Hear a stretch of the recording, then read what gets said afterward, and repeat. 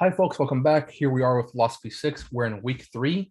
Last time we finished talking about Kant, but we're still talking about ethical theories. I just want to talk a little bit today about Aristotle and virtue ethics. So maybe utilitarianism didn't really appeal to you. Maybe deontology didn't really appeal to you. So let's talk about one more theory, right? Namely virtue ethics. So we're going to talk about Aristotle. We're going to talk a little bit about who he was. He was a Greek philosopher. We're going to see that his philosophy really talks a lot about souls, like human souls, is what he believed. Maybe you do too. Maybe you do too.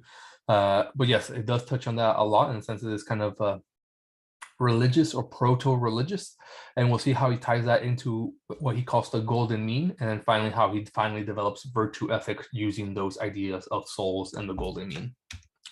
So Aristotle and souls.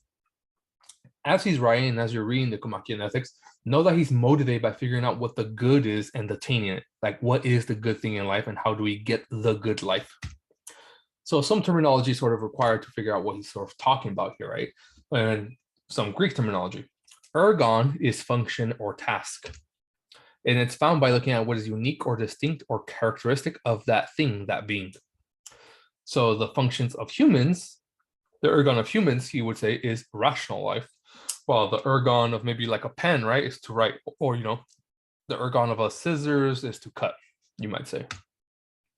Arete is a virtue or excellence, so it's what allows you to perform your function well. So maybe for a pair of scissors, right, the ergon of for a pair of scissors might be sharpness. The sharp scissors are better because they cut better.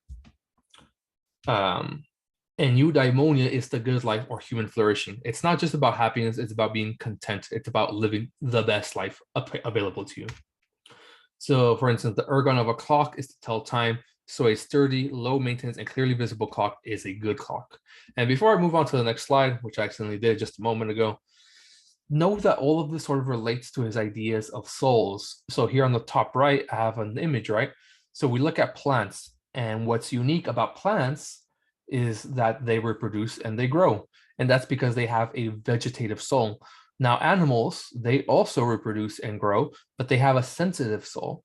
And because they have a sensitive soul, what's unique about them is that they have mobility and sensation. And earlier I said that the function of humans is rational life. And that's because we have, according to Aristotle, a rational soul, which is capable of thought and reflection. So therefore, that is our ergon.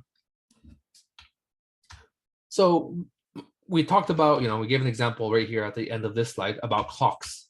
But how does this all sort of fit in for humans? Well, we do know, as I just said, right, that the ergon is to do rational life, to indulge or to immerse yourself in rational life, to think hard, to do scholarship, to try and be wise. That's what he thinks the goal of being a human is. So the just, studious, rational, and philosophical person, those are all excellences, those are all aretes, would then be a good person. They would then live the good life because they perform their function well. So how do we get arete or virtue, right? Well, we get that through what he calls the golden mean. This is how we get our excellences, which lets us do the rational life the best. So the golden mean is actually a balance in a human's personality traits. So we can look at, for instance, the personality trait of boldness or audaciousness. So I have a table here, right, on the right. And look at that first row, cowardice, courage, rashness. So that's all part of a personality trait. We can call that personality trait boldness. So if you're not bold enough, you're a coward. But if you're too bold, you're reckless and you're rash. So imagine this. You're walking down the street and you see your friend getting beat up. And they're getting beat up by let's say 5 very strong looking individuals. Maybe they even have weapons, right? And you don't have a weapon, and your friend doesn't have a weapon, and they're definitely stronger than you and your friend, will say. Well, the cowardly thing to do is not be bold enough to just turn tail and run, pretend you didn't even see your friend, right? Oh, bye, friend, I didn't even see you. That would be a cowardly thing. You need to be more bold. But if you just sort of jump in there and start punching, well, you're probably going to die too now, or at least get really beat up now, right? That's rash and that's reckless. That's not being brave. The right thing to do is to stop. And this is where it sounds a little weird, right? Because usually we think of the virtuous person not necessarily as the most rational person. But here's how he ties them together, Aristotle. The right thing to do, the virtuous thing to do, is to stop just for a moment and think and assess the situation. Of course, that's going to be difficult and you have to do it quickly. That's why you need to sort of practice and do philosophy and do maybe these hypothetical thought experiments. So then when it comes down to it, you can be quicker on it. But you need to assess the situation. And by assessing the situation, you use your phronesis, which is a term for practical wisdom. This practical wisdom is the need to assess and scope out the situation before jumping in and do anything. Maybe you provide a distraction. Maybe you go get help. Maybe you throw something. That will be the courageous thing to do. It's also the rational thing to do and the virtuous thing to do. And it's weird, right? But because in this sense, the virtuous person is the rational person, which is also the good person. They're all one and the same. And the right thing to do will therefore lead you to the goodness, to happiness in life.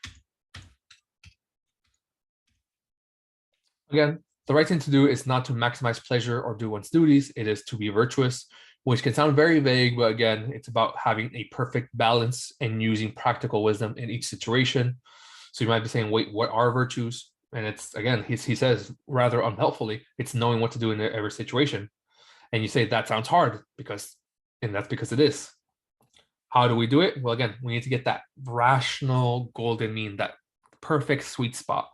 And that's kind of where we get the story of Goldilocks, right? Goldilocks and the Three Bears. You know, Goldilocks is a blonde girl. She's a home invader. She invades the home of some bears.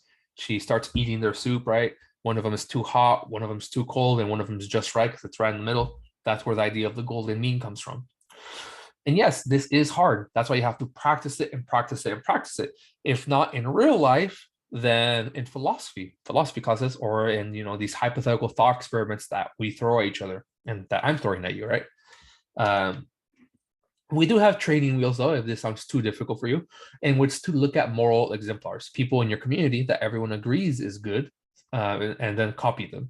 It's kind of like asking yourself, like, what would Jesus do, or what would this person that I think is a saint do? And again, why be virtuous? Why care about being a good person? Because again, the function of a human is to be rational, to be an ethical animal. And it's only through that we get eudaimonia, human flourishing. Okay, that's it, folks. I've given you some virtue ethics. I've given you some deontology. I've given you some utilitarianism. Take this, kind of figure out what resonates with you the most, if anything at all, and keep this in mind as we start moving forward. Okay, that's it. I'll see you next time. Bye-bye.